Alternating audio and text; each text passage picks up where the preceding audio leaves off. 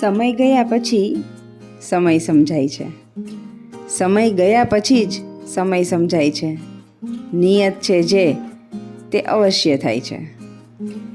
એષણાઓમાં અટવાતો અવિરત પીડાય છે. માનવી અંતે સમયને આધીન થાય છે. વિચારોના વમળમાં એ વહેતો જાય છે. ફસાયાની જાણ ખૂબ છેવટમાં થાય છે. સાક્ષી ભાવે નિરખો ત્યારે સમજાય છે. સાક્ષી ભાવે નિરખો ત્યારે સમજાય છે. સઘળા પાત્રની ભૂમિકા માત્ર ભજવાય છે. વિશ્વાસને વહાલ વટથી જ્યાં વહેંચાય છે.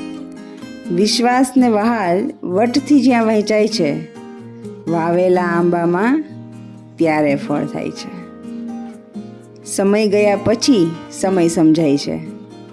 નિયત છે જે તે અવશ્ય થાય છે. જય શ્રી કૃષ્ણ.